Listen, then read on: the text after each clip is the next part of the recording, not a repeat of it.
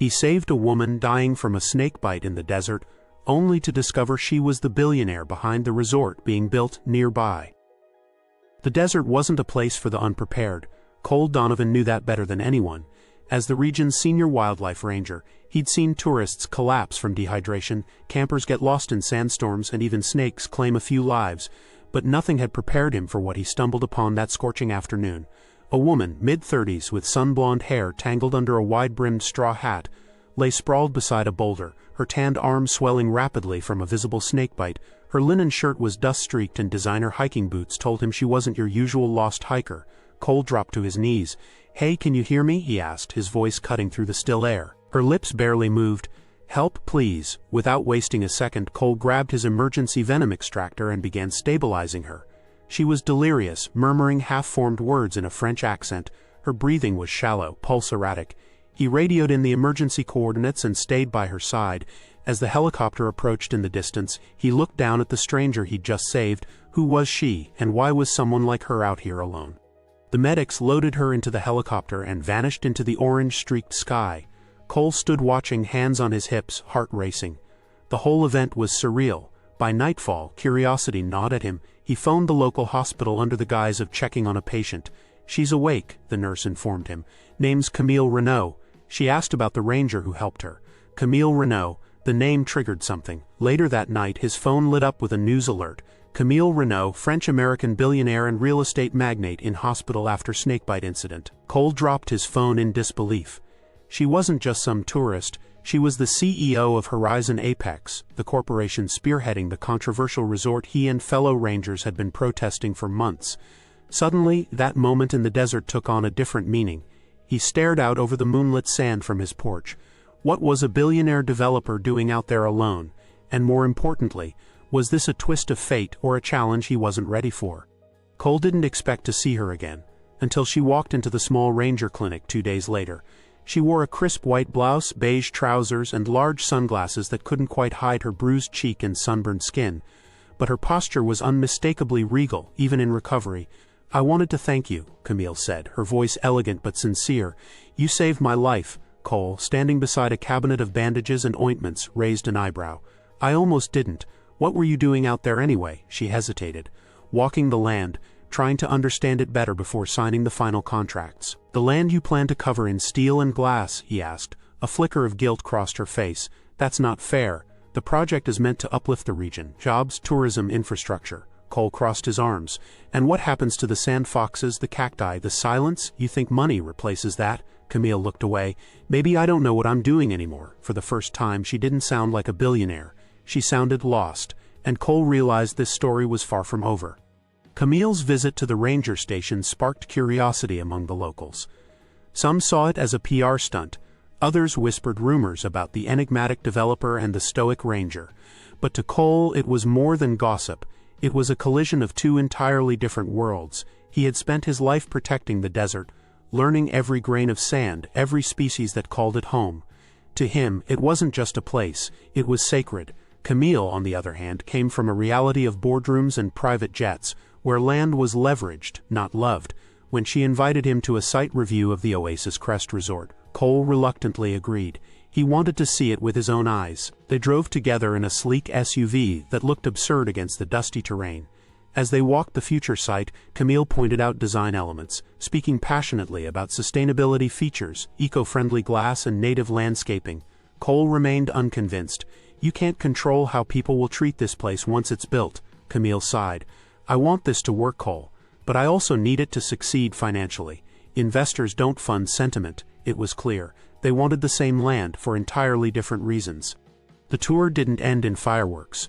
Camille dropped Cole off at his outpost with a polite thank you, but the silence between them lingered. Back inside, Cole pored over the building plans she'd left him. He was surprised to find detailed proposals for waste management, water conservation, and educational programs for guests. It wasn't greenwashing, it was a genuine attempt. Still, it wasn't enough. He spent the night crafting a list of objections, questions, and alternative ideas. He emailed them to Camille, half expecting no reply. But she responded that same night. "Meet me tomorrow. I want to hear more." The next day, over coffee in a shaded camp area, They debated everything, from wind erosion patterns to the social responsibility of billionaires. Camille held her own, surprisingly open to criticism. Cole in turn realized she wasn't the caricature he had assumed. Still, the chasm between them felt vast. "You're not like most developers," he admitted. "And you're not like most critics," she replied. They shared a rare smile. Something unspoken had shifted, but was it enough to build trust or only tension? Days turned into weeks. Cole and Camille kept meeting. At ranger checkpoints, community forums, even a tribal elders gathering, she attended at his invitation. One evening she suggested they visit the sacred dunes at twilight, an untouched patch of land locals believed was spiritually protected. Cole hesitated, then agreed. Under the blanket of stars they sat on a dune's crest, silent for a long while. "This is the first time in years I've felt calm," Camille said softly. "I used to love the stars as a child. They made me feel small in a good way." Cole glanced at her, surprised by the vulnerability in her voice. "I come here when I need to remember what matters." They talked long into the night, sharing childhood memories and secret regrets. Camille confessed that the resort wasn't just a business move, it was her late father's dream. He believed it could heal this place and people. "And do you?" Cole asked. "I'm not sure anymore," she admitted. By the time they left, something fragile had begun to form between them: trust, understanding, maybe even the early spark of love.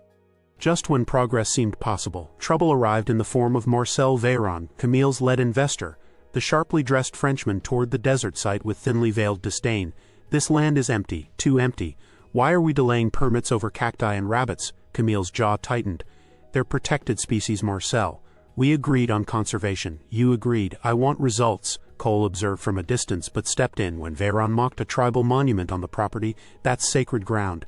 Disrespect it again and I'll file a report." Veyron scoffed. "You have no authority over this land." Camille intervened quickly, diffusing the tension. But later that night she confided in Cole. "They're pressuring me to fast-track everything. If I don't push forward they'll replace me, or scrap the conservation plans. You can't let them destroy what makes this place special," Cole said. She looked defeated. "I'm not sure I have a choice." For the first time Cole saw fear in her eyes, not of the land or business, but of losing her purpose. Camille invited Cole to the Horizon Apex headquarters built temporarily near the desert. He saw a different version of her there, confident, commanding, yet still haunted. Inside the minimalist office she showed him revised plans.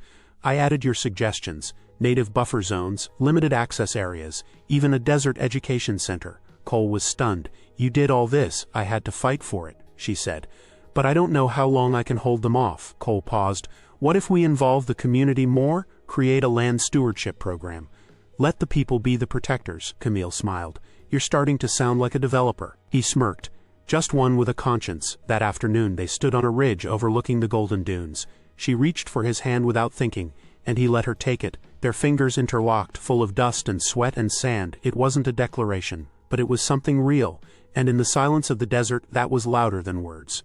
The local community, long skeptical of Horizon Apex, demanded answers. Camille, dressed plainly and without her usual entourage, stood beside Cole in the small town hall surrounded by ranchers, tribal leaders, and conservationists. "I know what you think of me," Camille began, her voice steady but low. "But I'm not here to sell land. I'm here to find a way to share it responsibly." A few murmurs echoed across the room, unimpressed. Then a rancher stood up. "We've heard promises before. What's different this time?" Cole stepped forward. "I've seen the changes myself, and if she strays from her word, I'll be the first to shut the whole thing down." That got their attention. Camille unveiled her updated plans: reduced development zones, protected areas, and profit-sharing programs with locals. It was a bold gesture, one that impressed many. Still, not everyone was convinced. After the meeting, Camille seemed shaken. "They still hate me." "They don't hate you," Cole said. "They just don't trust easy. You'll have to earn it." She nodded slowly. "Then I'll earn it, one step at a time." They walked out together, not as developer and ranger, but as allies. The days that followed blurred into a rhythm: morning hikes to survey land, afternoon meetings, late-night talks under the stars. One evening, after a long day of site discussions and paperwork, Camille showed up at Cole's ranger outpost with 2 coffees and a tired smile. "You ever take a break?" she asked. "I do, when I'm ambushed," he said, smirking. They sat outside watching the sun dip below the horizon. The silence between them wasn't awkward anymore. It was comforting. Camille glanced over. "Do you ever regret staying out here, giving up a big city life?" "Never had a big city life," he replied. "But I don't regret choosing this one." Then softly, "Do you regret yours?" She took a long breath. "More often than I admit." A pause, then without hesitation Cole leaned in and kissed her. It was gentle, unhurried, full of the heat they'd both kept buried beneath strategy and stubbornness. When they pulled apart, Camille whispered, "What now?" Cole's voice was low. "Now we figure this out together." Just as things were settling, Camille received a call that drained the color from her face. Horizon Apex's board had voted to override her changes. Behin had rallied investors, accusing her of prioritizing emotions over economics. "They're sending auditors next week, and legal counsel," she said, pacing Cole's cabin. Cole stood silent, jaw tight. "They want the land, not the legacy." "I tried to fight for both," Camille said, her voice cracking. "But maybe I was wrong to think I could." "You weren't wrong," he said. "You just underestimated the price of integrity." She sank into a chair. "If they replace me, everything we worked on disappears." Cole sat beside her, taking her hand. "Then let's give them a reason to keep you in charge." He had an idea, and it started with the people she once thought were her enemies. In the following days, Cole and Camille launched a bold campaign, rallying the community to endorse the project under Camille's vision. It started with testimonials from local farmers, tribal elders, and wildlife biologists. Then came petitions and media support from eco-influencers who had once condemned Horizon Apex. Camille gave interviews, made promises on record, and, perhaps most surprisingly, opened up emotionally. "I was wrong to think I knew best," she said on national television. "The land has its own voice. I'm just learning to listen." Cole watched from the sidelines, heart full of pride. Back at the outpost, he told her, "You're not just fighting them anymore. You're leading something bigger." She smiled, exhausted. "And I wouldn't have found it without you." They were no longer opposites. They were a force. The Horizon Apex board arrived with stern suits and cold stares. In a tense meeting, Camille presented the new plan: ecotourism zones, strict sustainability guidelines, and community-led oversight councils. Behin slammed a folder on the table. "You've alienated half the investors, but won over the people," Camille replied. "And the land agencies. You either back my plan or I resign, and the entire desert initiative collapses." The room froze. Cole stood outside the boardroom, hands clenched. Minutes passed like hours. Then the door opened. Camille walked out, pale but smiling. "They approved it," she whispered. "All of it," he exhaled, pulling her into a tight embrace. "You did it." "No," she murmured against his chest. "We did it." Even in victory, doubt lingered. Camille woke one night in Cole's cabin, staring out at the desert. "What if I become them one day? What if I forget why this mattered?" Cole stirred beside her. "Then I'll remind you." She turned to him. "And what if I lose all of it anyway?" He reached out, brushing hair from her face.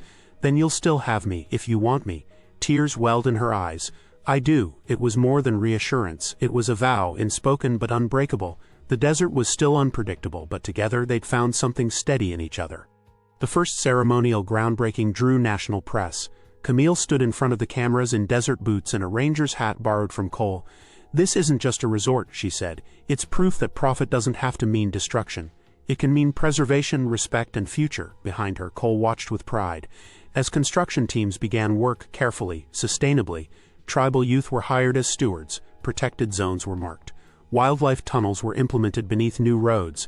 The dream was becoming reality. That night back at camp, Camille surprised Cole with a leather-bound book.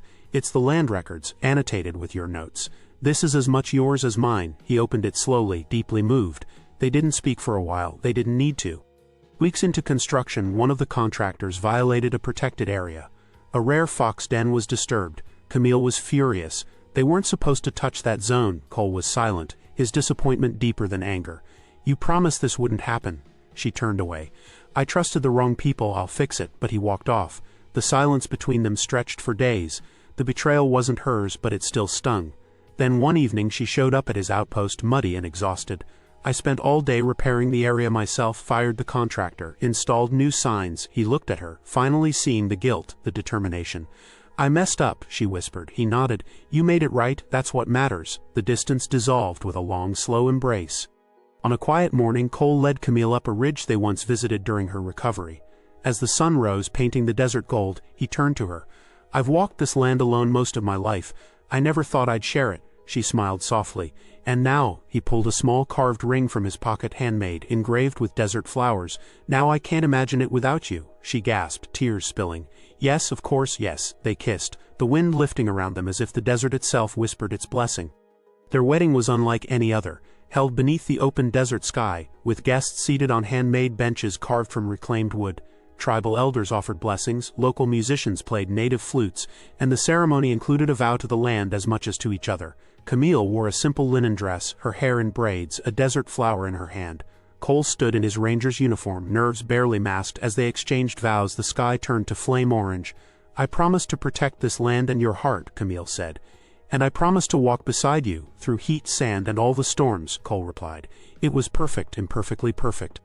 The Oasis Crest Resort opened to global praise, not for its luxury, but for its revolutionary eco-design.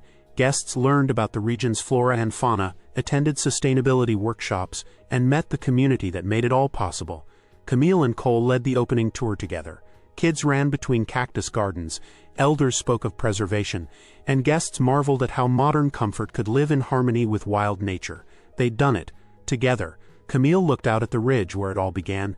"This is more than I ever imagined," Cole smiled. "It's only the beginning." Years later, tourists would ask who started it all. They'd point to the woman who saved a desert by listening to it, and the man who taught her how. Camille and Cole remained stewards of the land and each other.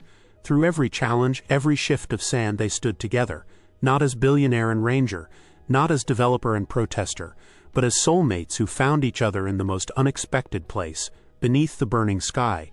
And if you believe that love and purpose can bloom even in the harshest deserts, don't forget to like, share, and subscribe for more stories that prove it's never too late to rewrite your ending.